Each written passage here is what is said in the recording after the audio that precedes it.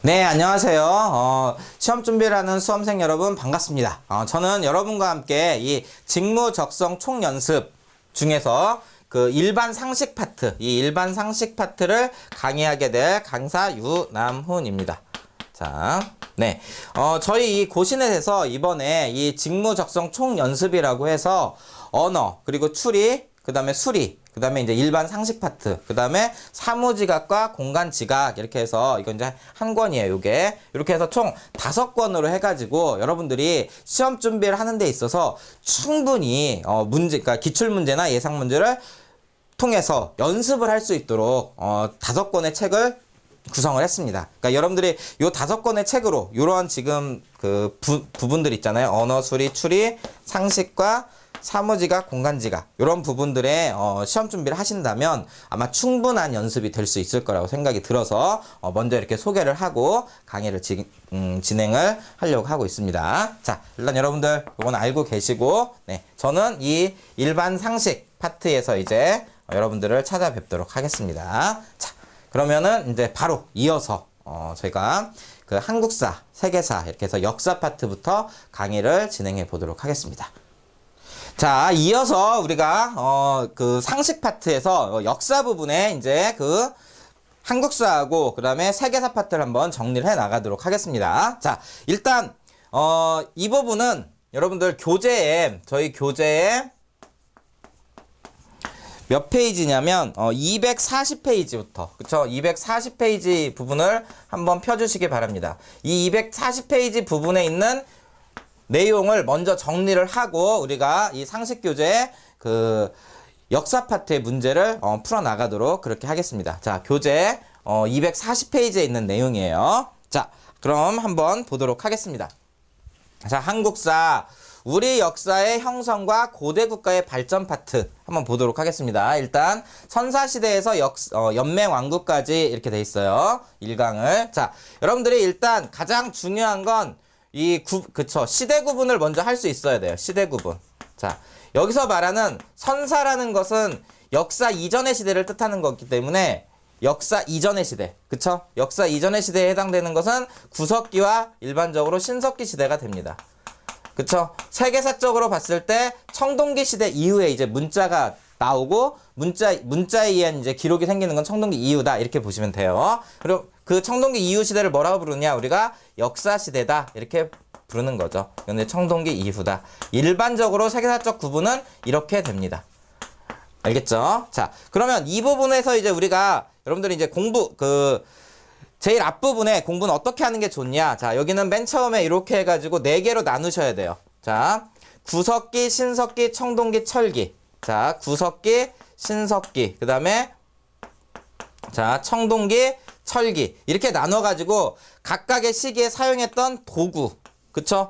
그 다음에 생활상을 알기 위해서 의, 식, 주. 그리고 그 각각의 시기의 특징들을 여러분들이 공부를 해 두시면 되겠습니다. 특히 이 중에서도 시험 문제에 가장 많이 나오는 것은 신석기하고 청동기에 대한 문제. 그쵸? 신석기와 청동기로 넘어가는 과정. 이런 부분들이 시험 문제에 많이 나오기 때문에 여러분들이 이 신석기, 청동기 포커스를 둬서 공부를 해두시면 됩니다. 자, 한번 정리를 해보도록 하겠습니다.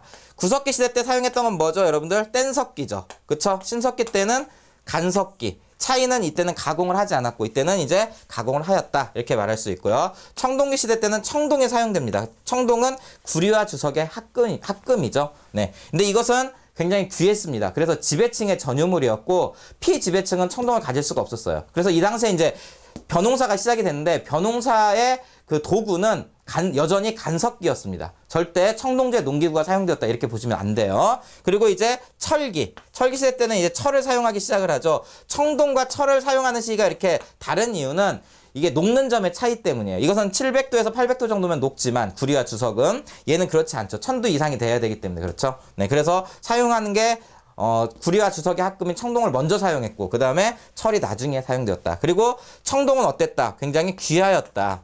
그래서 지배층의 전유물이었지만 철은 흔하다. 그래서 이때부터 이제 흔하다. 그래서 이때부터 어떻게 되기 시작을 한다. 농사에도 바로 철제 농기구가 사용되면서 생산력이 비약적으로 증대한다. 이런 부분들을 여러분들이 기억을 해두시면 됩니다. 자, 의와 관련해서 구석기 시대 때는 빙하기였기 때문에 이때는 동물 가죽들 이런 것들을 입었겠죠. 그쵸? 그렇지만 이제 신석기 때는 날씨가 따뜻해지기 시작을 하면서 의복을 제조하기 시작해요. 그래서 의복 제조와 관련 있는 가락바퀴와 뼈바늘을 여러분들이 기억을 해 두셔야 됩니다. 자, 의와 관련해서는 이 부분은 특별히 더 공부할 것은 없습니다. 더욱 발전한 거겠죠. 그쵸? 제일 중요한 부분은 바로 무엇이다? 이 식이에요. 그쵸? 무엇을 먹고 살았느냐? 자, 구석기인들은 사냥, 채집, 어루 활동을 통해서 이제 먹는 것을 해결을 했어요. 그쵸? 사냥, 채집, 어루는 뭐죠? 사냥은 동물 잡아먹는 거고, 채집은 과일 같은 거 주워 먹거나 따먹는 거고, 그 다음에 어루는 물고기 잡아먹는 거잖아요. 이것은 직접 자기가 생산하는 게 아니라 자연 상태에 있는 것을 획득하는 거예요. 그래서 이것을 우리가 자연경제다 이렇게 얘기를 할 수 있습니다. 자연경제 체제. 그쵸? 그렇지만 이제 신석기가 되면서 최초로 농경이 시작이 돼요. 농경 시작. 그쵸? 농경 시작. 이때 말하는 농경은 아직까지는 벼농사는 아니고 밭농사 중심이었어요. 밭농사. 그쵸? 그리고 농경이 시작되었지만 아직까지는 식량이 부족했기 때문에 어루활동 이런 것들을 병행하였다라는 것도 알아두시고요. 청동기 시대로 넘어가면 최초로 뭐가 시작이 된다? 바로 벼농사가 시작이 된다. 벼농사. 그쵸? 그리고 이때는 이제 더욱 발달한다. 자, 이렇게 되는 거죠. 그래서 가장 중요한 건 신석기 때 농경이 시작되었고 청동기 때는 벼농사가 시작되었다. 이것을 여러분들이 반드시 기억을 해 두시면 되겠습니다. 그 다음에 주와 관련해서 이때는 동굴이라든지 막집을 짓고 살았고요. 그쵸? 이때는 이제 농사도 짓지만 어루활동을 병행했기 때문에 강가나 해안가에 어떻게 하였다? 취락이 입지했어요. 그래서 이제 서울에 보면은 암사동 신사유적지가 있죠. 이게 신석기 유물이에요. 그쵸? 그리고 이제 청동기 시대 때가 되면은 이제 벼농사를 하다 보니까 배산임수에 구릉지에 입지를 하게 되고요. 그 다음에 이제 더욱더 이제 발달하는 거죠. 이 청동기, 철기 시대 때는. 그러니까 중요한 건 여기서는 동굴 막집, 강가나 해안가의 원형 움집, 그 다음에 배산임수의 지상가옥, 요 세 가지 정도만 알아두시면 되겠습니다. 여기서부터는 더욱 발달하는 거예요. 특징적인 게 아니에요. 자, 그리고 특징과 유물들을 여러분들이 이제 정리를 해 두시면 되는데, 구석기 시대의 가장 큰 특징은 뭐냐면 사냥감을 따라서 이동 생활을 했다라는 거죠. 그쵸? 이동 생활을 하였다. 그리고 동굴이나 막집에서 살았다. 자, 유물로서 대표적인 것은 뗀석기가 있죠. 예, 대표적인 게 이제 주먹도끼, 집게, 글게, 밀게, 쓴배 찌르게 이런 것들이 있습니다. 자, 그리고 신석기 시대의 특징은 뭐냐? 바로 농경이 시작되었다라는 거죠. 네, 농경이 시작되었다. 그렇지만 아직까지는 식량이 부족했기 때문에 강가나 해안가에 취락이 입지하였다. 이 부분을 알아두시면 돼요. 아직까지는 계급이 발생하지 않았다. 그리고 이 시기에 벼농사가 시작된 것은 아니다. 이런 것을 기억을 해두시면 되겠습니다. 유물 중에 대표적인 것은 이제 농경이 시작되면서 저장도구로서 이른 민무늬 토기, 빗살무늬 토기 이런 것들이 있습니다. 네, 그런 것들을 같이 정리를 해주시면 되겠습니다. 이때는 이동생활이었지만 농사가 시작되면서 바로 정착생활이 시작되었다는 것도 아주 중요합니다. 그쵸? 그러니까 농경 시작과 정착. 그 다음에 목축 이런 것들이 요 시기에 시작됐다는 것을 기억을 해두시면 되겠고요. 그리고 벼농사가 시작되면서 이때는 이제 벼농사죠. 벼농사가 시작되면서 잉여 생산에 따른 사유재산과 계급이 발생한 시기, 그게 바로 청동기라는 거. 그래서 구석기와 신석기는 평등사회, 청동기 이후가 이제 계급사회가 되는 거죠. 요게 여기에 특징이 되겠고요. 청동제 유물로서는 무엇이 있냐면 빗살무늬, 비파형 동검, 그 다음에 청동 방울, 청동 거울 이런 것들이 있습니다. 그쵸? 그리고 농기구로서 간석기로서 반달 돌칼이라는 게 있어요. 벼를 추수하는 데 썼던 반달 돌칼. 요걸 여러분들이 꼭 기억을 해둬야 되겠고요. 또 고인돌이 굉장히 유명하죠. 고인돌. 그쵸? 그리고 이제 저장도구로서 뭐가 있냐면 민무늬 토기라든지 미송리식 토기, 그 다음에 붉은 간 토기 이런 것들이 요 시기에 유물이 되겠습니다. 자, 그 다음에 철기 시대에는 뭐가 있느냐? 철기 시대 때는 바로 철기를 사용한다는 거 그 자체가 특징이에요. 그래서 전쟁과 관련해서 철제 무기, 그리고 농사와 관련해서 철제 농기구들이 제작이 되면서 전쟁도 많아지고 그리고 농업 생산력도 증대된 시기다. 이렇게 보시면 되겠습니다. 알겠죠? 자, 요 시기 구석기 시대에는 가족 단위이기 때문에 우리는 뭐라고 부르냐면 무리사회다 이렇게 부르고요.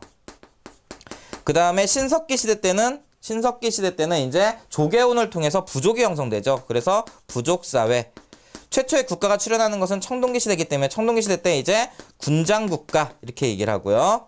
자, 그리고 이제 군장들의 연맹체에 의해서 왕이 선출되는 연맹국가. 그렇지만 아직까지는 군장들의 힘이 더 센 단계. 이렇게 되겠죠. 요 흐름도 여러분들이 같이 기억을 해 두시면 되겠습니다. 이때까지는 계급이 없고요. 그쵸? 요때도 계급이 없지만 군장국가 시대, 청동기 때 이제 계급이 출현을 하면서 이때는 군장이 있는 거죠. 그렇지만 아직까지는 왕이 없는 단계.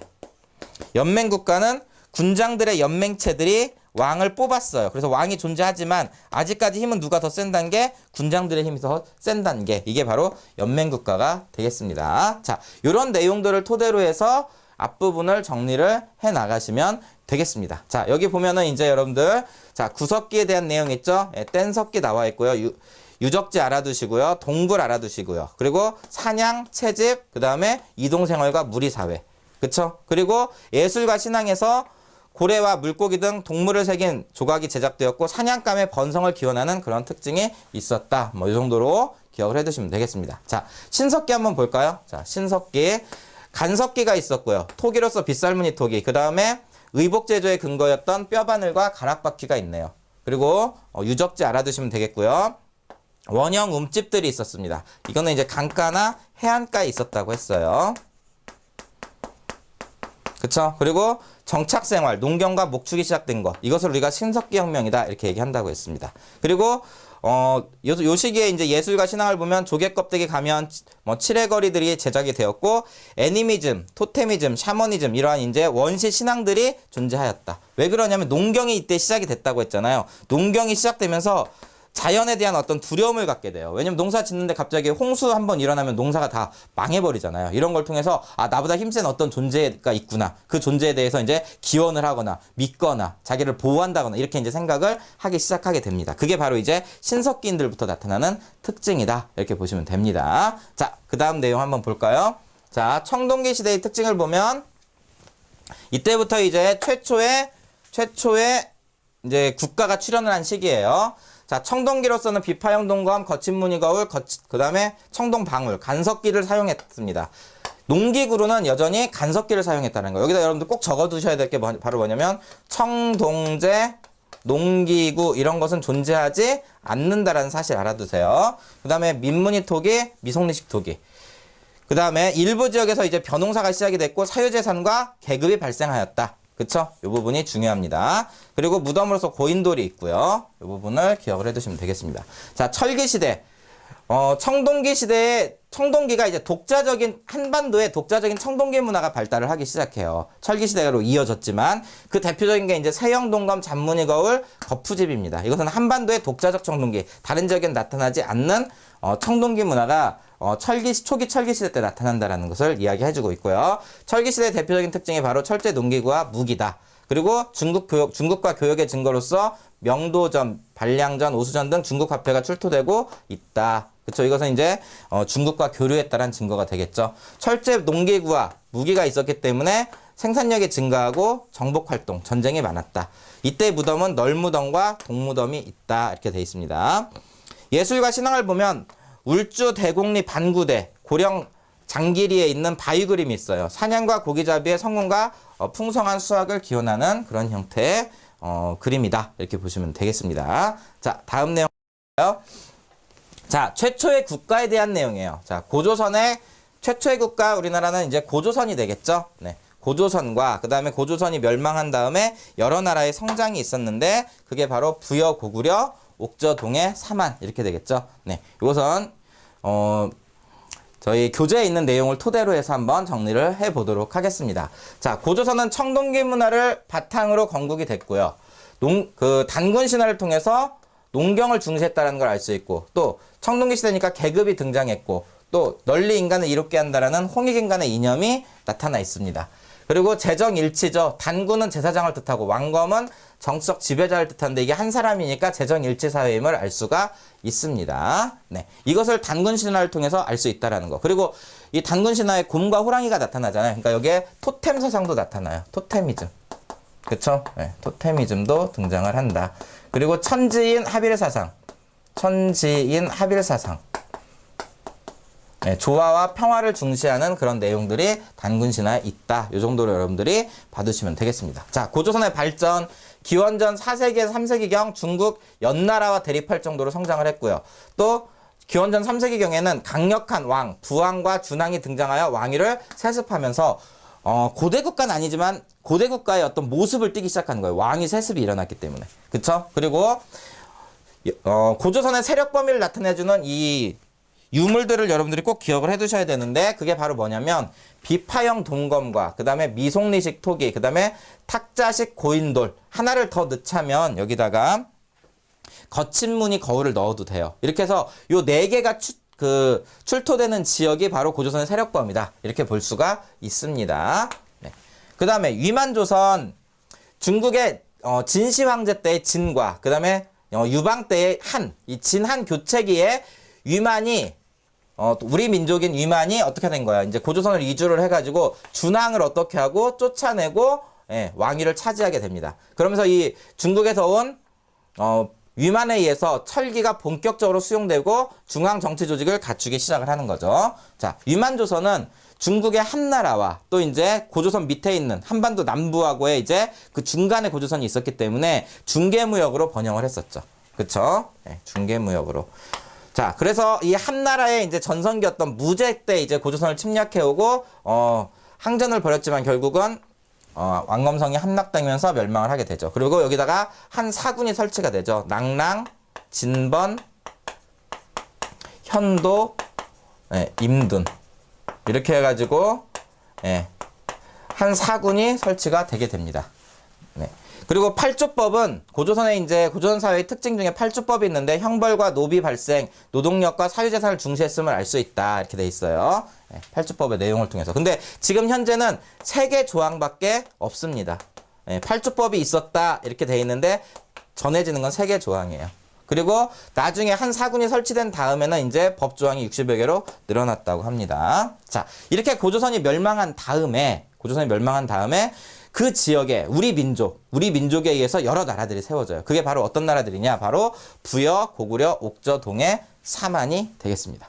부여, 고구려, 옥저, 동해, 사만. 자, 그러면 자, 이렇게 있다면 여기에 이제 중국이 진나라에서 이제 한나라로 교체되는 요 시기 때 위만이 넘어와서 여기에 이제 위만조선이 된다고 지금 이야기를 했습니다. 위만조선. 그쵸? 여기에는 이제 예라든지 진이라든지 한반도 남부에 이런 나라들이 있었고 이 위만조선이 바로 이 예진과 이 한 사이에 어떻게 하였다? 이렇게 중개무역으로 번영을 하였었다. 그렇지만 한 무제 때 침략을 받아서 결국은 어떻게 된다? 우거왕 때 멸망을 하였다. 이런 이야기가 되는 겁니다. 자, 이 상황에서 이제 여기다가 낭랑, 진번, 현도, 임둔군 이렇게 해서 한 사군이 설치가 됐는데 고조선 멸망을 하고 그 지배 세력이 이제 밑으로 또 내려갔겠죠. 그쵸? 이 상황에서 한반도에 여러 나라들이 이제 세워지기 시작하게 됩니다. 그쵸? 한해 이제 쉽게 말해서 한해 영향력이 약화된 틈을 타서 여러 나라들이 세워지는데 이 위에 이제 부여, 압록강 주변에 고구려, 그리고 이쪽에는 이제 함경도 쪽에는 옥저, 강원도 쪽에는 동해, 그리고 한강 이남에는 마한, 그 다음에 진한, 그 다음에 변한. 이렇게 해가지고 이걸 합쳐가지고 우리가 사만이라고 하죠. 하나, 둘, 셋, 넷, 5개의 나라가 세워지게 된다라는 거죠. 자, 지금은 우리가 이제 부여, 고구려, 옥저동의 사만에 대한 특징들을 공부를 해보도록 하겠습니다. 자, 여기서 특히 부여, 고구려, 그 다음에 마한, 진한, 변한은 군장이 있고 왕이 존재를 해요. 그렇지만 여전히 군장 세력이 더 막강한 형태의 무슨 국가 단계였었다? 연맹 국가 단계였고요. 그렇지만 옥저와 동해는 이쪽 동쪽에 치우쳐져 있다 보니까 군장은 있어요. 군장은. 그렇지만 아직은 왕은 존재하지 않는 군장 국가 단계였어요. 군장 국가 단계. 그래서 이 군장 국가 단계인 옥저와 동해는 나중에 이 고구려에 결국은 복속되게 되는 겁니다. 알겠죠? 그러니까 여기는 연맹국가와 이제 우리가 군장국가 이렇게 나눌 수가 있겠네요. 자, 한번 보도록 하겠습니다. 일단 연맹국가에 해당되는 부여, 그 다음에 고구려, 그 다음에 사만을 정리를 하고, 그리고 연맹국가까지 발전을 하지 못한 옥저와 동해의 특징을 보도록 하겠습니다. 자, 부여, 오부족 연맹체였고요. 각 이제 군장들이 마가, 우가, 구가, 저가 이렇게 해가지고 각각의 지역에 대한 어떤 통치권을 행사하고 있었어요. 그것을 우리가 사출도라고 하고요. 반농, 반목이었기 때문에 농경과 목축의 경제였고, 풍속으로서는 순장풍습과 일책 12법이 있습니다. 그리고 제천행사는 이제 영고라는 제천행사가 있었어요. 보통은 그 농경사회이면 추수감사제를 10월에 하지만 부여 같은 경우는 반농, 반목이었기 때문에 1년을 마무리한다라는 의미에서 12월에 이제 제천행사를 했다라는 것도 기억을 해두시기 바랍니다. 자, 그리고 부여에서 내려와서 이제 주몽이 고구려를 세웠죠. 오부족 연맹체였고요. 왕 아래 대가들이 관리를 거느리고 있었어요. 네. 그 다음에 이제 그 군장들의 회의기구로서 제가회의가 있었고요. 그리고 반농사, 토지가 고구려 같은 경우는 이제 토지가 산지 지역이 많았기 때문에 그 농사 지을 땅이 별로 없었어요. 그래서 주변 국가를 정복해서 약탈하는 그런 약탈 경제였습니다. 풍속을 보면 서옥제, 대릴사유제를 뜻하죠. 그리고 부여하고 똑같이 일책 12법이 있었습니다. 그리고 동맹이라는 제천행사가 있었고 10월에 열렸어요. 10월에. 네. 그 다음에 사만을 먼저 보도록 하겠습니다. 사만. 사만 역시도 부여 고구려처럼 연맹국가입니다.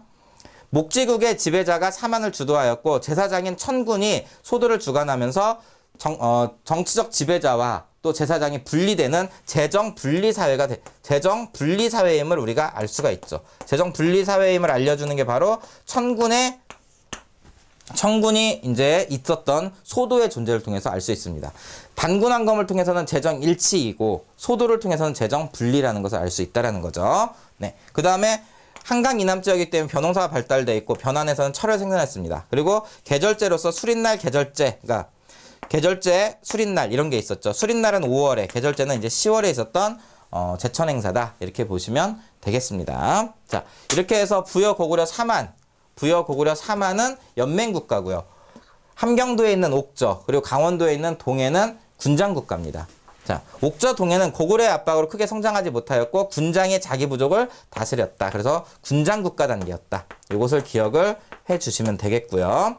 자, 옥저는 해산물하고 소금 이런 것들이 풍부했었죠. 그리고 특징으로서는 민며느리제와 가족 공동무덤인 골장제 풍습이 있었다는 것을 기억을 해두시면 되겠고요. 동해는 특산물로 단궁, 과마, 반어피. 단궁은 짧은 활, 과마는 조랑말, 반어피는 바다 표범 가죽을 뜻하는 말이에요. 그 다음에 조계훈과 책화라는 신석기적 전통이 남아있었고 무천이라는 제천행사가 있었습니다. 이런 내용을 여러분들이 기억을 해두시면 되겠습니다. 자, 그 다음 내용 한번 보도록 하겠습니다. 자,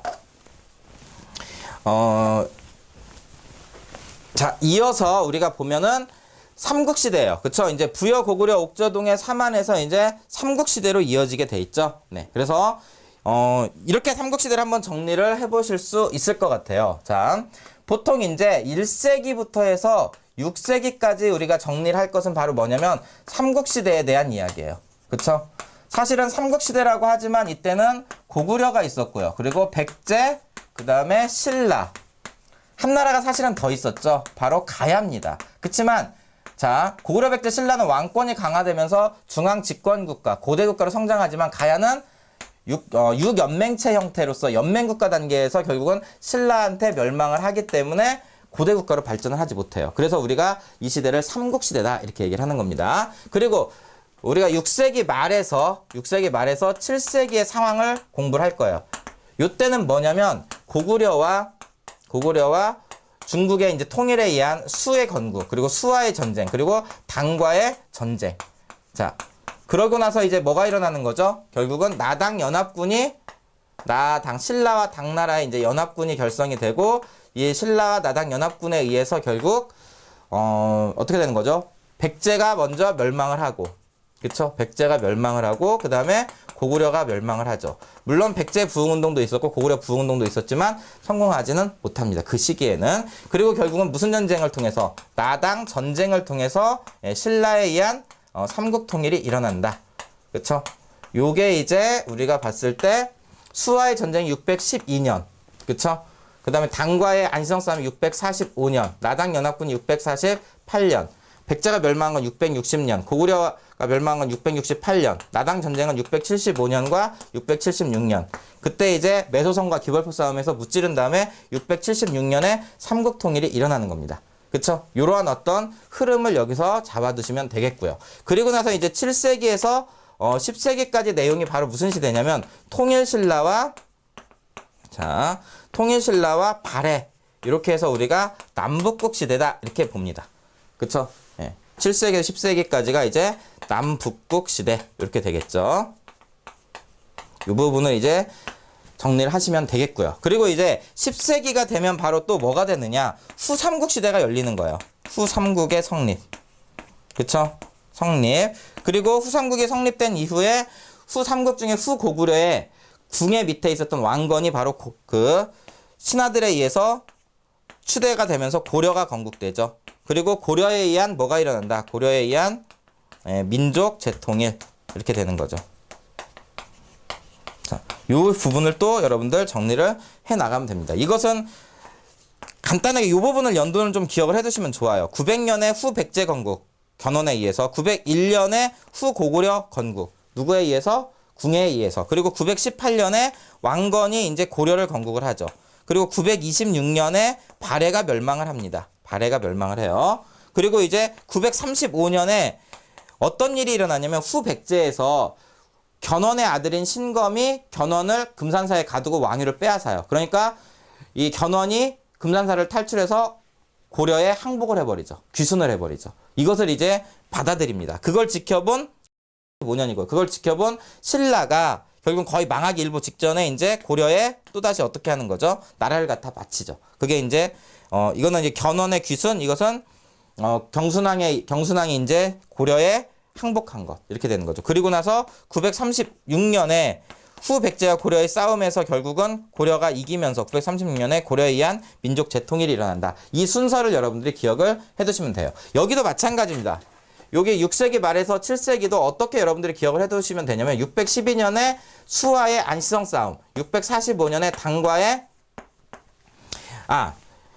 잘못 말했습니다. 612년은 수와의 살수대첩, 645년은 당과의 안시성 싸움 이렇게 되겠죠. 그리고 648년에 나당 연합군, 그쵸? 그리고 나서 660년에 백제가 멸망을 하고 668년에 고구려가 멸망을 한 다음에 675년과 676년에 매소성 기벌포 싸움에서 신라가 당군을 축출하면서 676년에 삼국통일이 이룩되었다. 이 부분들을 이렇게 여러분들이 기억을 해두신다면 1세기부터 10세기까지 약 1000년의 내용, 삼국시대와 그 다음에 남북국 시대, 그리고 그 중간중간에 어떤 일이 있었는지까지 여러분들이 정리를 하실 수 있을 겁니다. 요걸 토대로 해서 여러분들이 정리를 해나가시면 되겠고요. 일단 삼국시대와 여기서는 이 남북국 시대에 대한 내용을 정리를 해보도록 하겠습니다.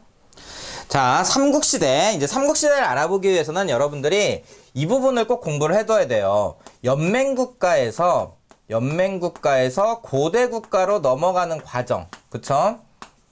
고대국가로 넘어가는 과정에서 4가지 특징이 있습니다. 4가지 특징. 요 4가지 특징을 여러분들이 꼭 기억을 해 두셔야 됩니다. 알겠죠? 자, 연맹국가라고 했던 것은 군장은 있지만 아직은 군장들의 연합에 의해서 왕이 선출이 됐어요. 그렇지만 아직까지는 군장이 힘이 더 센 단계고, 그 다음에 고대국가 또는 중앙집권국가라고 하는 것은 군장들이 있고 왕이 있는데 왕권이 어떻게 되면서 강화되면서 왕권이 이제 군장 연합체를 압도하기 시작을 하는 거죠. 그러면서 이 군장들이 이제 왕 밑에 중앙 귀족으로 편입되는 과정이다. 이렇게 보시면 돼요. 그쵸? 그러니까 이때부터는 이제 군장이 뭐가 되는 것이다. 군장이 이제 중앙 귀족으로 편입되는 거죠. 중앙 귀족화된다. 요게 제일 중요한 부분이 되겠죠. 그쵸? 네. 자, 그러면 이렇게 되는데 몇 가지 특징이 있느냐? 바로 4가지 특징이 있는데 여러분들이 그 부분을 기억을 해 두셔야 됩니다. 자, 첫 번째는 바로 뭐냐면, 자, 첫 번째는 왕위가 세습된다라는 거죠. 왕위가 세습되기 시작을 한다. 물론 세습의 형태도 맨 처음에는 형제상속이었어요. 그쵸? 형제상속에서 이제 아버지에서 아들로 부자상속으로 넘어가는 거죠. 그 이전에 그 연맹국가에서는 군장들에 의해서 왕이 선출됐다면 이제는 무슨 단계로 넘어갔다? 상속 단계로 넘어갔다. 이렇게 보시면 되는 거죠. 그쵸? 이게 이제 가장 큰 특징이다. 이렇게 보시면 돼요. 두 번째는 이제 그 통치체제 정비와 관련해서 율령이 반포가 되죠. 그쵸? 그리고 이제 사상을 통합하기 위해서 불교가 수용이 됩니다. 불교 수용. 자, 요 세 가지가 나타나야 뭐가 되는 것이다. 고대 국가가 완성이 된다. 즉 왕위가 세습되는 것은 고대 국가의 기틀이 만들어진 거고, 율령이 반포되고 불교가 수용되는 것은 고대 국가가 완성된 것이다. 이렇게 볼 수가 있고요. 그리고 나서 이제 각 국가들이 바로 전성기를 구가하게 되는 겁니다. 지금 여기서 네 가지 특징이라고 했죠. 그 첫 번째는 바로 왕위 세습, 두 번째는 율령 반포, 세 번째는 불교 수용. 하나를 더 이야기하자면 네 번째는 이제 중앙 집권화죠. 중앙 집권화. 그쵸? 중앙 집권화. 이렇게 해서 네 가지를 알아두시면 됩니다. 그쵸? 영토 확장을 통한 중앙 집권화가 이루어지면 이게 이제 고대 국가의 특징이다. 연맹 국가까지만 하더라도 부여의 사출도에서 볼 수 있듯이 왕이 중앙을 다스리지만 군장 세력들이 독자적으로 자기 영역을 통치하는 지방 분권적이었어요. 근데 이제 중앙 집권으로 바뀌면 그게 이제 고대 국가의 모습이다. 이렇게 볼 수가 있습니다. 그러면 이러한 어떤 특징들을 우리가 고구려 백제 신라로 연결해서 한번 보도록 하겠습니다. 이렇게 해가지고 고구려는 어느 왕 때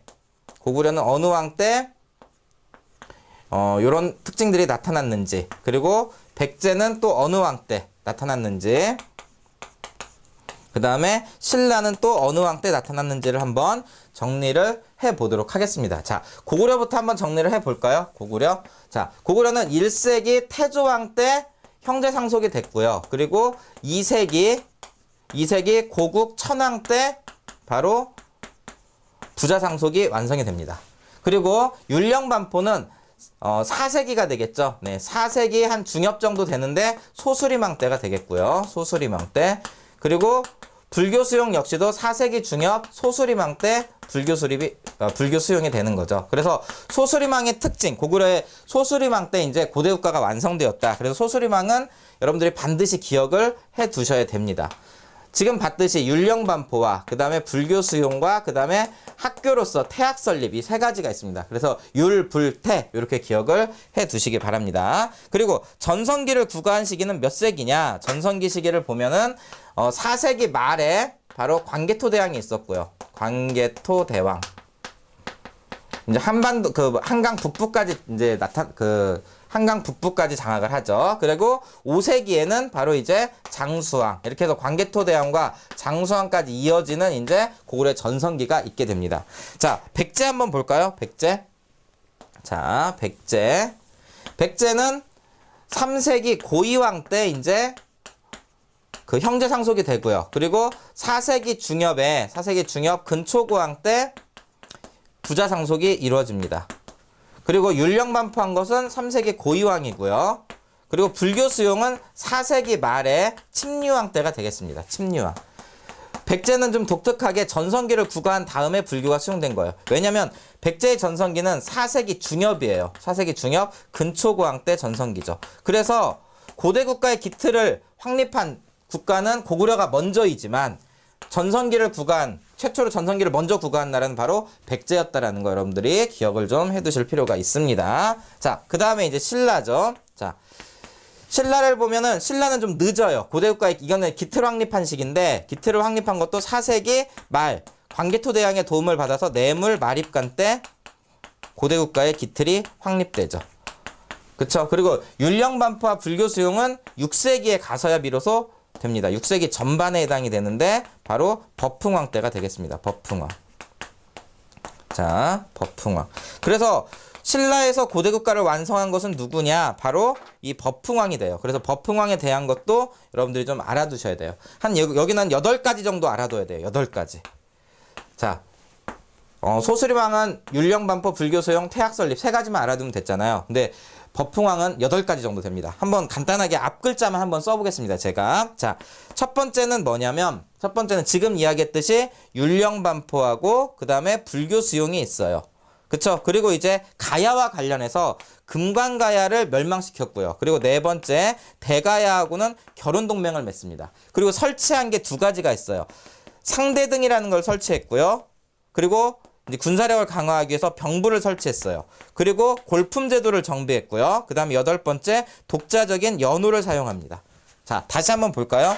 예, 율령반포 2차단의 순교로 불교 공인, 그 다음에 금관가야 점령, 대가야와 결혼동맹, 그리고 상대등 설치, 병부 설치, 그리고 골품제 정비, 독자적인 연호로서 건원이라는 연호 사용. 이게 이제 바로 법흥왕의 업적이에요. 이 법흥왕은 이것을 통해서 바로 신라의 고대 국가가 완성된 겁니다. 알겠죠? 그리고 나서 6세기 중엽에 바로 전성기를 구가하게 되는데 그게 바로 진흥왕 때가 되겠죠. 자, 이렇게 해서 우리가 연맹국가에서 고대국가로 넘어간 고구려 백제 신라의 이제 특징들. 그래서 왕위 세습, 율령반포, 불교 수용, 그리고 전성기에 대한 내용을 여러분들이 기억을 해놓은 상태에서 요 표를 여러분들이 정리를 한다면 훨씬 더 수월하게 정리를 할 수 있을 거라고 생각이 듭니다. 자, 한번 그러면 표 정리를 한번 들어가 보도록 하겠습니다. 자, 여기 태조왕이 있어요. 그쵸? 고대국가에 뭐를 확립하였다? 기태를 확립하였다. 이때는 게르브 고시에 의한 왕이 세습이 일어났죠. 즉 상속이 된 거예요. 이때는 형제 상속이고요. 특징은 이제 옥저 정복도 있었습니다. 고국 천황은 이제 부족이 다스리던 오부를 행정적 오부로 개편했어요. 왕권 강화죠. 그리고 부자 상속을 일으켰습니다. 자, 이 표에서는 나오지 않았던 왕이지만 알아둬야 될 것. 미천왕은 낙랑군을 축출했고요. 이 고국 원왕은 뭐 했던 사람이냐면, 자, 백제의 근초고왕의 공격을 받아서 전사했던 왕이죠. 그쵸? 그래서 이제 고구려의 위기가 왔지만 그걸 극복한 게 바로 누구다? 소수리망이다. 소수리망은 율령반포, 불교수용, 태학설립 이 세 가지를 기억을 해두라고 했습니다. 그리고 나서 이제 전성기를 구가하게 되죠. 바로 광개토대왕과 장수왕 시기가 전성기가 되겠죠. 광개토대왕은 굉장히 중요합니다. 특히 광개토대왕 때 신라에 쳐들어온 왜구를 격퇴하는데 이제 군사 5만을 보내서 격퇴를 하죠. 그게 이제 이 뇌물 마립간 때 김씨에 의한 왕위 세습이 가능해지게 하는 이유가 됩니다. 여기 있죠. 광개토대왕의 도움으로 외에 침략을 격퇴하였다. 그거의 유물로서는 호명그릇이 있다. 이 부분을 같이 연결해 두시면 됩니다. 요동과 만주 일대 장악하고 한강 이북 지역 점령하고 신라에 쳐들어온 왜구를 격퇴했다. 이 부분이 굉장히 중요한 부분이 되겠죠. 그리고 영락이라는 독자적인 연호를 사용하였다라는 거 알아두시면 되겠습니다. 장수왕 때, 자, 고구려의 장수왕, 중국의 남조와 북조로 분열돼 있었단 말이에요. 이것을 이용을 해가지고 평양으로 천도하고 남하 정책을 추진하죠. 그래서 이제 한강 지역을 전부 다 장악을 하죠. 특히 이 시기에 이제 고구려 장수왕이 백제를 공격을 해가지고 계로왕을 전사시키고 백제의 수도를 함락을 시킵니다. 그쵸? 그래서 이때 백제는 이제 웅진으로 천도하게 되는 거죠. 그쵸? 네. 그리고 이제 백제 웅진 천도 나제 동맹이 체결된다. 이런 부분들을 기억을 해 두시면 되겠습니다. 자, 그 다음에, 그러니까 지금 고구려에 대한 내용을 이렇게 요 흐름으로 정리를 한 거예요. 그 다음에 백제를 한번 볼까요? 백제는 기원전 18세기에 기원전 18년에 고구려 계통의 이주민 세력이 한강 유역의 투척 세력과 결합하여 건국하였다. 바로 비류 온조가 내려와서 건국을 했다는 얘기고요. 고이왕 때 한강 유역을 완전 장악하고 관등제 정비하고 그러니까 관복제도 도입을 했습니다. 상하 위계 질서를 확립했다는 얘기죠. 왕권을 강화했다는 얘기예요. 그리고 나서 바로 전성기를 구가하게 되죠. 왕의 부자 상속을 하고 이제 마한을 통합하고 고구려 평양을 공격해서 고국 원왕을 전사시켰죠. 그리고 중국의 동진 가야 외와 교류를 하였다. 이렇게 돼 있죠. 그리고 침류왕 때 이제 그 이후에 이제 불교가 공인된다라는 거 알아두시면 됩니다. 외와 교류한 증거로서 칠지도를 또 기억을 해 두실 필요가 있습니다. 칠지도. 그쵸? 이렇게 생겼죠. 이렇게 7개의 날이 있는 거죠. 이렇게. 그쵸? 7개의 날이 있는 칠지도. 그리고 이제 5세기에는 장수왕에 의해서 결국은 이때 백제는 위기를 맞게 되는 거예요. 그쵸? 맨 처음에 이제 비유왕 때는 눌지 마립간과 나제 동맹을 체결을 하고요. 그리고 계로왕 때 이제 계로왕이 장수왕의 공격을 받아서 전사를 하고요. 그리고 문주왕 때 웅진으로 천도를 하고요. 그 다음에 동성왕 때 다시 이제 중국과 교류를 하면서 이제 부흥을 위한 노력을 시작을 하게 됩니다. 그러면서 이제 부흥을 완성한 게 이제 바로 무령왕이죠. 백제 무령왕. 중국 남조와 교류를 하고 그 다음에 이 지방에 22담로를 설치하고 거기다 왕족을 파견하면서 이제 왕권 강화를 위한 노력을 하였다. 그리고 다시 이제 백제의 부흥기를 맞이하는데 그게 바로 성왕입니다. 이 성왕과 관련 있는 사람은 바로 이 진흥왕이에요. 진흥왕을 알아두시면 됩니다. 자, 성왕은 이제 웅진에서 사비로 천도를 하고요. 그리고 국호도 남부여로 바꿉니다. 그리고 신라와 연합해서 그 계로왕 때 빼앗겼던 한강유역을 일시적으로 차지하지만 신라 진흥왕이 백제를 배반하고 한강유역을 빼앗죠. 그러니까 성왕이 그거에 대한 보복으로 신라를 공격하다가 충북 옥천의 관산성 전투에서 결국은 성왕이 잡혀서 결국은 거기서 죽게 됩니다. 이렇게 하면서 이제 백제의 부흥 노력은 실패로 끝난다. 이렇게 보시면 됩니다. 자, 그다음 마지막 신라 한번 보도록 하겠습니다. 기원전 57년에 이제 진안의 소국인 사로국에서 출발을 했고 박석 김씨가 돌아가면서 왕위를 계승하였다. 이건 바로 무슨 국가 단계였었다? 연맹국가 단계였었다. 요것을 알려주는 거죠.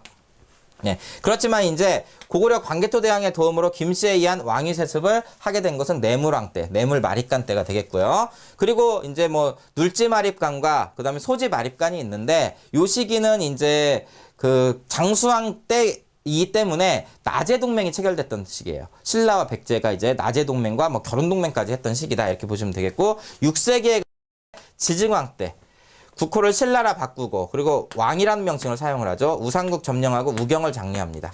이렇게 해서 이제 그 영토를 확장을 합니다. 우상국 점령 부분이 있고 법흥왕 때는 이제 율령반포 불교공인, 그 다음에 금관가의 정복, 여기도 영토 확장이 들어가 있죠. 그리고 진흥왕 때는 이제 화랑도 조직을 개편을 하고 한강유역을 차지한다. 이때는 이제 나제 동맹을 이용해서 한강 상류를 차지했다가 백제를 배반하면서 한강 하류를 또 빼앗는 거죠. 그리고 이제 관산성 전투에서 성왕을 죽인 다음에 대가리를 정복하고 함경도까지 영토를 확장한다. 이 과정에서 이제 단양 신라 적성비라든지 진흥왕 순수비들이 건립이 됐다라는 것을 알아두시면 되겠습니다. 한강유역을 차지하면서 당항성을 통해서 중국과 직교역도 가능해졌다라는 거 기억을 해두시면 됩니다. 자, 그 다음에 가야가 나와 있는데 이 가야는 고대 국가로 성장하지 못했단 말이에요. 그래서 연맹국가 단계에서 결국 멸망을 하게 되는데 법흥왕 때는 금관가야가 진흥왕 때는 대가야가 멸망을 하게 되죠. 근데 가야에서 꼭 알아둬야 될 게 3세기경에는 금관가야 중심이었는데 4세기 말에서 5세기 초 광개토대왕의 공격을 받아가지고 결국은 어떻게 된다? 금관가야가 결국 약화되고 5세기 후반에는 대가야로 중심지가 이동한다. 요 부분만 여러분들이 기억을 해두시면 되겠습니다. 그러면 그러니까 전기 가야연맹은 김해 지방의 어디다? 바로 금관가야고 후기 가야연맹은 고령 지방의 대가야가 중심이 된다. 이건 내륙이 되는 거죠. 그쵸? 네. 그거의 이유는 무엇이냐? 바로 4세기 말에서 5세기 초에 신라의 그러니까 그 광개토대왕이 신라에 쳐들어온 왜구를 격퇴하는 과정에서 가야까지 공격을 했기 때문에 금관가야가 초토화됐었다라는 것을 기억을 해두시면 되겠습니다. 이렇게 해서 여러분들이 기억을 해두시면 되겠고 가장 중요한 것은 바로 전성기죠. 4세기 백제의 전성기, 5세기 광개토대왕과 장수왕의 전성기, 6세기 신라 진흥왕의 전성기 이 부분에 포커스를 맞춰서 여러분들이 여기 삼국시대를 정리를 하시면 되겠습니다. 자, 이어서 우리가 이제 그 삼국시대의 전성기 4세기에는 백제 근초고왕, 5세기는 고구려 광개토대왕과 이제 장수왕, 그 다음 6세기는 신라 지증왕이라는 거 여기에 포커스를 맞춰서 공부를 하시고 그 다음에 이제 대외 항쟁과 신라의 삼국통일 여기는 이제 6세기 말부터 7세기의 상황인 거죠. 그쵸? 네. 이 부분을 한번 정리를 해보도록 하겠습니다. 6세기 말의 상황을 일단 간단하게 정리를 하면 이런 상태가 되는 거예요. 6세기 말의 상황을 보면 자 이렇게 돼 있는 거죠. 신라가 영토를 이렇게까지 확장을 했고요. 가야는 이제 없어졌고요. 중국이 589년에 바로 수나라가 이제 중국 남북조를 통일을 했죠. 그쵸? 그리고 이쪽에 이제 나중에 수가 고구려 공격했다가 멸망을 하고 이제 당나라가 세워지는 거죠. 그쵸? 이거는 수당이 되겠고요. 자, 수와 이제 그 수당과 중국이 신라가 연결되는 거고요. 이쪽에는 이제 고구려가 있었고 또 이 신라를 견제하기 위해서 여제동맹이 비밀리에 체결이 돼 있었습니다. 그리고 백제는 외와 친했고 또 고구려는 이 중국의 통일 제국을 견제하기 위해서 돌궐과 연맹을 맺고 있었죠. 이러한 상황을 우리가 6세기 말에 십자외교다 이렇게 얘기를 해요. 6세기 말에 십자외교. 이 십자외교의 남북 세력은 동서 세력은 중국의 수당과 신라를 뜻하는 거고요. 남북 세력은 고구려와 백제, 그 다음에 돌궐과 외를 뜻하는 거죠. 그쵸? 네. 요렇게 이제 서로 이제 세력 균형 상태였습니다. 이게 이제 깨지기 시작하는 것은 바로 수가 고구려를 침략하면서부터 시작이 됩니다. 그게 이제 요 순서를 여러분들이 기억을 해두라는 거예요. 612년에 바로 무슨 대첩이 있었다? 살수 대첩이 있었다. 그쵸? 이게 이제 을지문덕 장군과 관련이 있고요. 수의 침입과 관련이 있습니다. 을지문덕이 이제 우중문한테 보냈던 시가 유명하죠. 그리고 나서 이 중간에는 무슨 일이 일어나냐면 영유왕 때, 이건 이제 영양왕 때 있었던 일이고, 영유왕 때는 이제 수가 멸망을 하고 당이 건국되고 당과 친선 정책을 추진을 했었어요. 근데 이제 연개소문이 당이 전쟁 준비를 한다라는 것을 알고 정변을 일으키죠. 영유왕과 이제 친선 정책을 추진하는 귀족 세력들을 제거해버리는 연개소문 정변이 일어나고, 연개소문이 보장왕을 왕으로 세우고 자기가 대망리지가 되면서 대당 강경책으로 전환이 됩니다. 그래서 이제 당이 침입해 오는데 그게 645년에 대표적인 전투로서 안시성 싸움이 있는 거죠. 안시성 싸움. 그쵸? 이때는 이제 연개소문과 관련이 있다, 이렇게 보시면 됩니다. 자, 요 시기에 이럴 때 이제 이거는 지금 고구려와 수, 그리고 고구려와 당과의 이제 전쟁인데, 이 시기 때 백제는 여제동맹 상태에서 백제 의자왕이 신라를 계속 공격을 해가지고 신라가 거의 망하기 일보 직전까지 가요. 이 시기가 이제 의자왕 때인데, 네.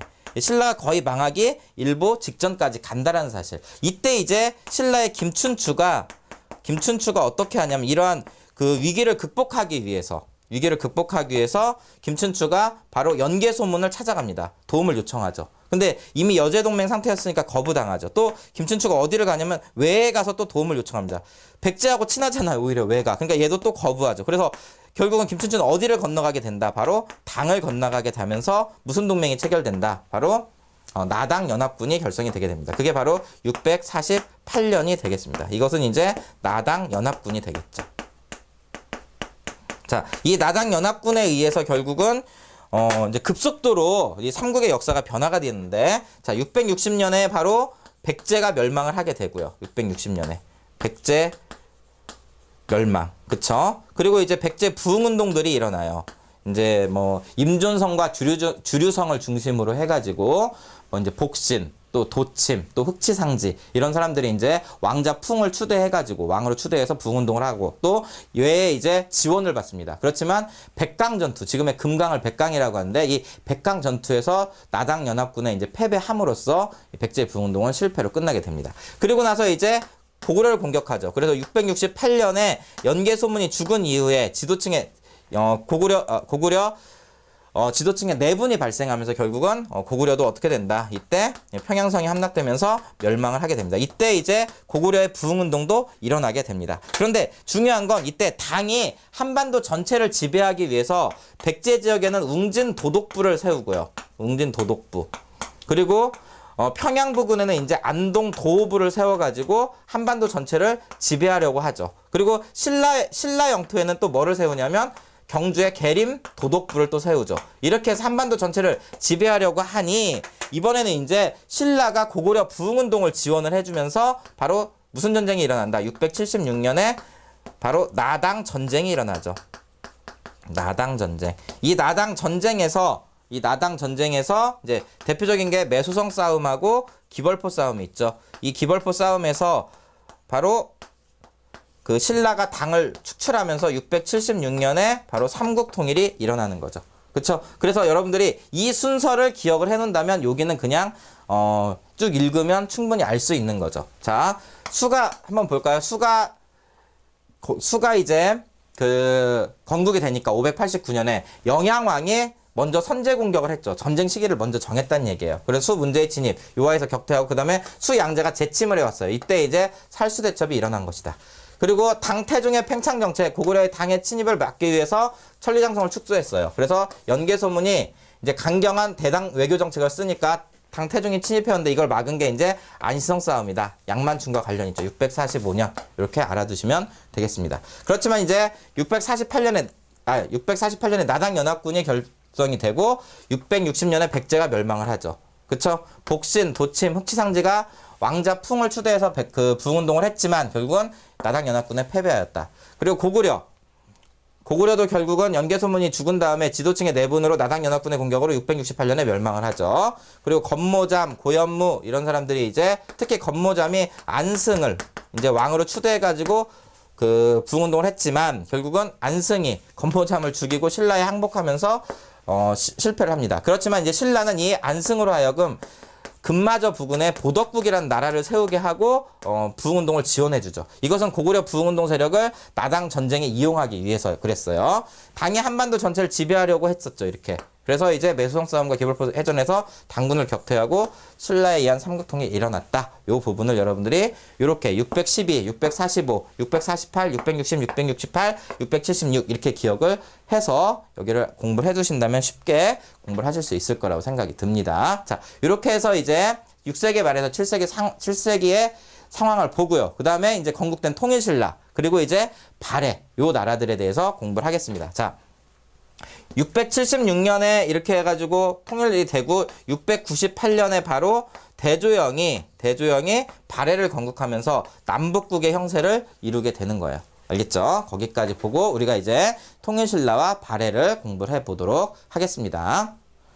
자, 이어서 우리가 이제 통일신라와 발해, 즉 남북국 시대에 대해서 한번 보도록 하겠습니다. 이것은 이제 7세기에서부터 시작을 해서 10세기 그쵸? 10세기 바로 입구까지 이어지는 거죠. 왜냐하면 자 통일신라라는 나라는 물론 이제 과거에서부터 신라가 이어져 왔지만 통일을 한 다음부터 보면 676년부터 고려에 항복하는 635년까지고요. 그러니까 이것도 7세기에서 10세기가 되겠고요. 그 다음에 발해라는 나라도 대조영에 의해서 건국된 연도가 698년이에요. 698년.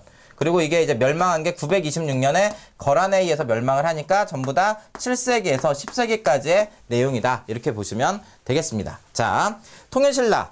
태종 무열왕, 이게 이제 김춘추인데 최초의 진골 출신의 왕이다. 이후 이제 직계 자손이 왕위를 세습하죠. 통일전쟁으로 왕권이 강화되었고, 자, 무열왕 다음에 삼국통일을 완성한 왕은 문무왕이고, 문무왕의 아들이 바로 신문왕이죠. 자, 이 신문왕을 여러분들이 기억을 해 두시면 됩니다. 신문왕. 통일신라 중대에 가장 왕권이 강했던 시기가 이제 왕권 강화를 이제 이룩했던 시기가 신문왕이다. 이렇게 보시면 돼요. 자, 신문왕, 귀족 세력을 숙청하였다.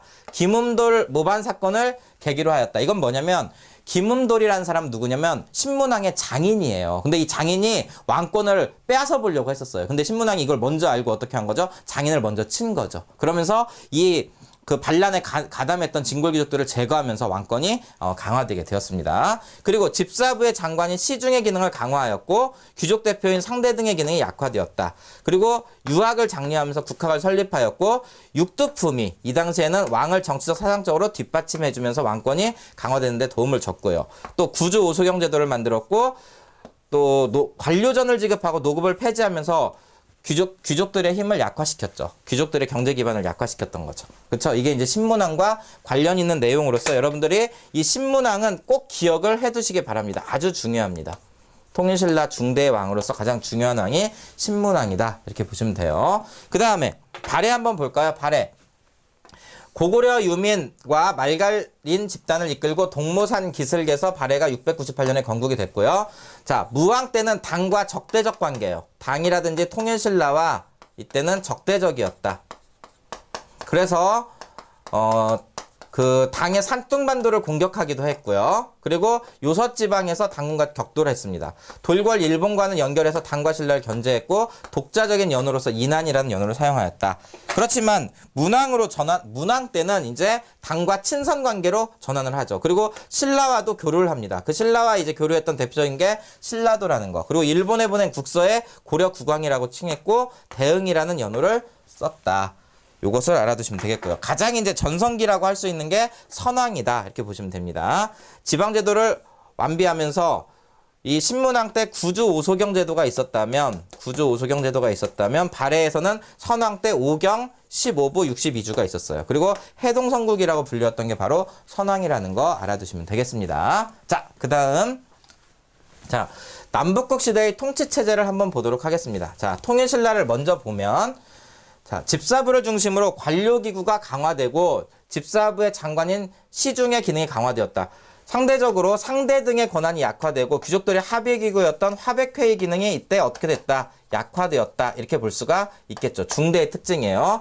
그리고 신문왕이 구조 오소경 체제를 완비를 하였고요. 오소경은 군사 행정상의 요충지에 두었고 수도의 편제성을 보완하는 목적이 있었습니다. 그리고 중앙군으로서 구서당이 있었는데 이 중앙군은 고구려, 백제, 말갈족까지 포함하면서 민족 융합책과 관련이 있고요. 지방군은 10정이 있었어요. 원래는 이제 9개의 주에 있는데 첫 북쪽에 있는 한 주에는 이 2개의 정을 배치했기 때문에 10주가 되는 겁니다. 10정이 되는 거예요.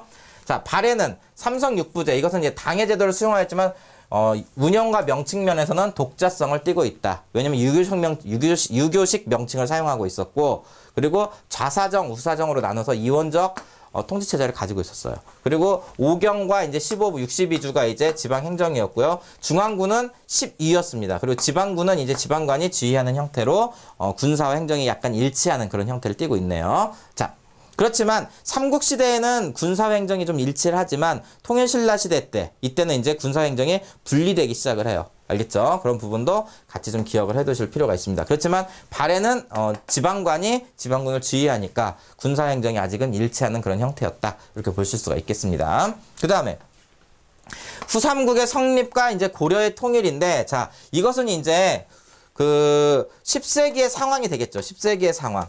이걸 어떻게 정리를 했었죠? 자, 다시 한번 볼까요? 900년 후 백제 건국 견훤에 의해서, 901년 후 고구려 건국 궁에, 이것은 견훤에 의해서, 이것은 후 고구려 궁에 의해서, 그리고 918년에 궁예가 축출당하고 왕건에 의해서 고려 건국, 그 다음에 926년에는 발해가 멸망했는데 이때 이제 발해 유민을 왕건이 흡수를 하죠. 그리고 이제 935년에 견훤이 귀순을 하고요. 935년에 신라가 고려에 항복을 하고요. 936년에 후백제의 신검과 고려가 전투를 하고 거기서 승리하면서 936년에 고려에 의한 민족 재통일이 일어난다. 요게 이제 후삼국의 특징이 되게, 후삼국의 성립과 고려의 건국, 그 다음에 고려에 의한 민족 재통일 과정이에요. 그런데 왜 이렇게 후삼국이 성립될 수밖에 없었느냐? 이것은 우리가 신라 말기의 상황을 보시면 됩니다. 신라 말기의 상황. 이거는 이제 신라 말기의 어떤 상황이에요. 자, 신라 말기. 이때는 이제 왕위 쟁탈전 시기예요. 왕위 쟁탈전 시기. 그쵸? 그래서 약 150여 년간 20명의 왕이 교체가 되죠. 20명이 교체가 됩니다. 그러니까 한 명당 한 7, 8년밖에 못한 거죠. 평균적으로 봤을 때. 그만큼 왕권이 약했다. 이렇게 보실 수가 있어요.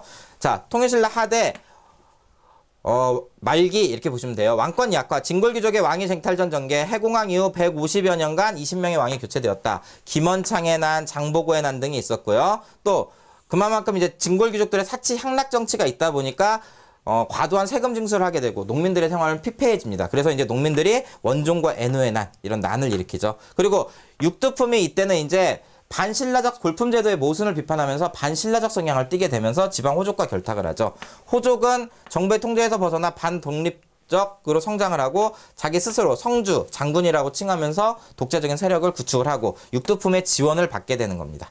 그쵸? 그러면서 이제 견훤이 900년에 후백제를 건국하고 궁예가 901년에 후고구려를 건국하고 궁예의 폭정으로 왕건이 궁예를 축출 후 고려를 건국하죠. 918년이죠. 그리고 발해가 926년에 멸망을 하고 여기 사이에 이제 견훤이 어떻게 되는 거예요? 견훤이 먼저 귀순을 하고요. 그리고 신라, 경순왕이 귀순을 하고 후백제가 멸망해서 고려에 의한 민족 재통일이 일어난다. 이렇게 여러분들이 이 순서를 잡아두시면 되겠습니다. 자, 이렇게 해서 이제 10세기 남북국 시대까지 봤고요. 이제 고려와 조선 이 두 나라를 정리를 해 나가면 되겠습니다. 일단 이번 시간 우리가 고려까지 한번 정리를 해 보도록 하겠습니다. 자, 그 다음 내용을 한번 보니까 우리가 남북국 시대의 생활이 나와 있어요. 여기서 이제 여러분들이 기억을 해둬야 될 것들을 우리가 그 핵심적인 것들만 한번 확인을 하고 넘어가도록 하겠습니다. 자, 토지 변화에서 신문왕이 노급을 폐지하고 관료전을 지급하였다라는 거. 이것은 이제 진골귀족들의 경제적 기반을 약화시켰다라는 것을 기억을 해두셔야 돼요. 왜냐하면 관료전이라든지 노급은 국가 직역에 대한 반대급부로서 수조권을 주는 건데 노급은 농민 지배권까지 준 거예요. 근데 그거를 폐지하고 관료전을 주었어요. 관료전은 농민 지배를 왕이 한다는 얘기예요. 그래서 이것은 왕권 강화와 아주 밀접한 관련이 있습니다. 그리고 성덕왕 때는 이제 정전을 지급하고 경덕왕 때는 다시 노급에 부활하였다. 이때부터 다시 이제 왕권이 약화되기 시작한다는 거죠. 그리고 이 민정문서가 있습니다. 민정문서는 그 지방의 토착 세력인 촌주가 3년마다 인구라든지 과실수라든지 뭐 이제 가축이라든지 이런 것들을 조사를 한 거예요. 이것은 이제 세금 징수와 부역 동원의 근거 자료로 사용하기 위한 거였죠. 그리고 상업과 무역, 신라인들이 당에 진출하면서 신라방, 신라소, 신라원이 있었고요. 그 통일신라 말기에 장보고의 활약이 있었고 이슬람 상인의 왕래도 있었다. 이것은 이제 쾌릉의 이제 그 무인, 그쵸? 무인이 이제 이슬람 상인처럼 생겼죠. 네, 이런 것들이 이제 이런 특징이 되겠습니다. 그리고 민족 융합 노력으로서 구서당에 고구려 백제 말갈인까지 포함했다라는 거, 그리고 엄격한 신분제 사회였다라는 것을 알아두시면 되겠습니다. 이거에 대해서 이제 육두품들이 불만을 가지면서 신라 말기에 지방 호족과 결탁하게 되는 거예요. 발해는 이제 반농 반목이었고요. 당과의 이제 무역에서 발해관을 설치했고 신라, 거란, 일본과도 무역로가 있었다라는 거 알아두시면 되겠습니다. 이원적 주민구조, 지배층은 고구려, 그리고 이제 피지배층이 이제 말갈계가 다수였습니다. 그렇지만 흑수부 말갈족은 제외가 됩니다. 흑수부 말갈족은 당나라와 이제 연합을 해가지고 거꾸로 이제 어떻게 했다? 고구려가 아니라 발해를 공격하기도 했었어요. 그쵸? 그러니까 말갈족 전체가 그 발해의 구성원이다 이러면 안 돼요. 흑수부 말갈족은 제외됩니다. 알겠죠? 네. 그 다음에 자 다음 내용도 한번 볼까요? 자, 삼국의 문화 부분인데, 자, 여기서도 이제 필요한 것들 정도는 한번, 공부를 해 보도록 하겠습니다. 자, 유교와 관련해서는 고구려의 태학, 그럼 백제는 이제 오경 박사가 있었고, 신라의 임신서기석을 통해서 유학이 들어왔다라는 것을 알 수가 있죠. 그리고 통일신라 시대 때는 신문왕이 국학을 설립했고요. 원성왕 때는 독서 3품과를 실시해가지고 유학을 장려하려고 했지만 진골귀족의 반대로 성공하지 못했습니다. 그리고 유학자들의 활동, 강수는 외교문서에 능했고요. 설총이 원유의 아들로서 이도문자를 만들었고요. 김대문은 화랑세계를 저술하였습니다. 발해는 이제 유학교육기관으로서 주자감이 있었네요. 도교와 풍수질이 삼국시대의 산천숭배, 그리고 고구려의 이제 사신도, 그 다음에 백제의 산수문이 벽돌이라든지 금동대학로 이런 데 이제 그 도교의 영향이 나타난다라는 거 알아두시면 되겠고요. 풍수지리설은 이제 통일신라 시대 때 그 도선에 의해서 본격적으로 수용이 되죠. 그쵸? 이러면서 이제 신라 권위를 약화시키는데 이제 기여를 하게 됩니다. 자, 불교. 고구려 소설임왕 때, 백제는 침류왕 때, 신라는 법흥왕 때 2차 도내 순교로 수용을 했고요. 중요한 건 원효와 의상, 해초 이쪽이죠. 특히 원효가 아주 중요하죠. 고구려 백제 신라의 따로따로였던 불교를 통합하는 데 기여를 했고요. 의상은 중국에 가서 화엄사상을 정립을 했고 관음신앙을 전파했습니다. 해초는 왕후 천축국전을 저술을 했죠. 네. 그리고 발해는 이제 고구려의 불교를 계승하였다. 그리고 왕실과 귀족 중심으로 유행을 하였다라는 거 기억해 두시면 됩니다. 탑. 백제 익산 미륵사의 석탑, 그 다음 부여 정림사지 5층 석탑이 있고, 신라에는 분황사 모전석탑, 이건 벽돌로 만들었다는 거죠. 황룡사 9층 목탑, 이것은 이제 나무로 만들었다는 거죠. 그 다음에 그 통일신라의 탑들은 다 3층 석탑이라는 거 기억을 해두시면 되겠고, 통일신라 말기에 선종의 유행으로 승탑이 유행을 했습니다. 그쵸?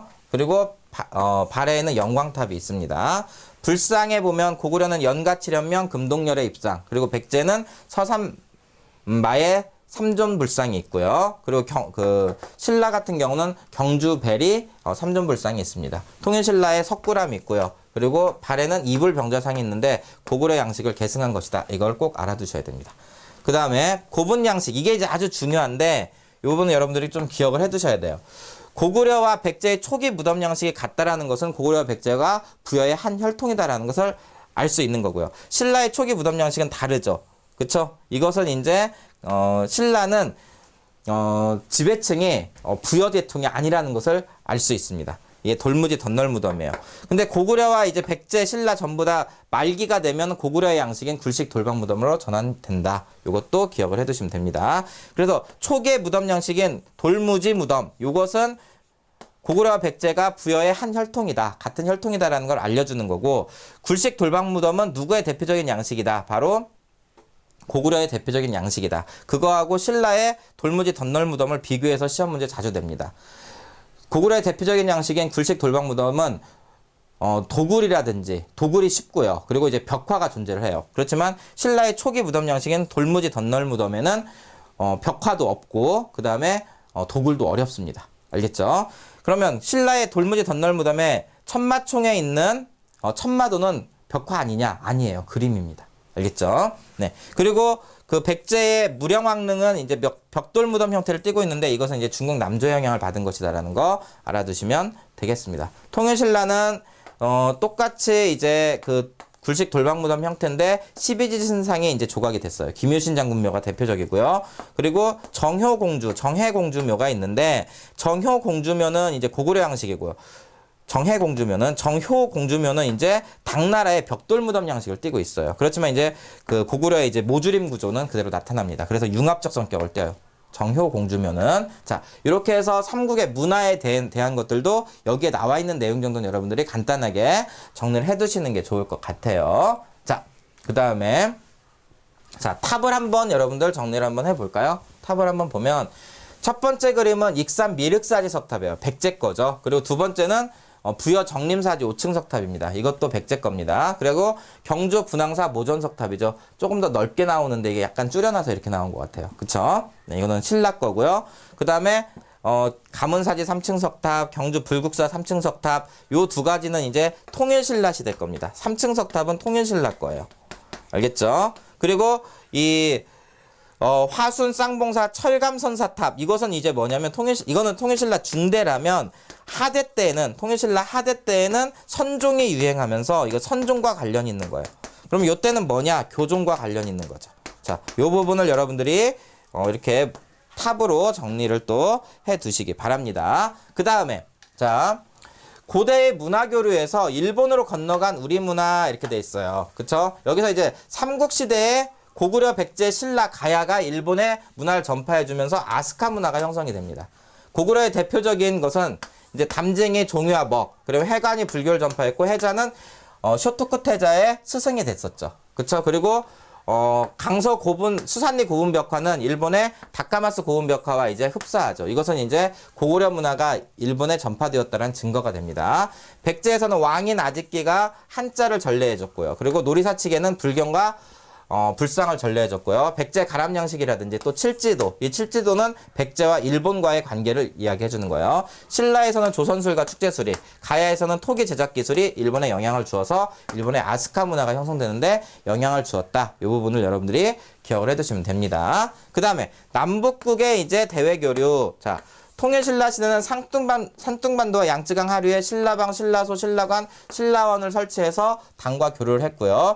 일본 하쿠오 문화 발전에 기여를 했습니다. 특히 장보고의 활약을 알아둬야 되겠죠. 청해진의 위치 정도는 여러분들이 기억을 해두셔야 됩니다. 청해진은 완도니까 여기가 되는 거예요. 알겠죠? 네. 그 다음에 해상무역 장악, 울산항이 이제 통일신라의 국제무역항이었죠. 네. 그 다음에 발해가 있습니다. 문왕 때 이제 당과 친선 관계를 맺고 산둥반도에 발해관을 설치하였고, 당에 이제 영향을 받은 게 상경의 주작대로가 있습니다. 그리고 신라도를 통해 신라와 교류하였고, 일본과는 항상 친선 관계를 맺었죠. 왜냐면 신라를 견제하기 위해서 그랬습니다. 자, 이런 식으로 해서 우리가 이제 통일신라 발해까지 정리를 했고요. 바로 이어서 고려를 한번 정리를 해보도록 하겠습니다.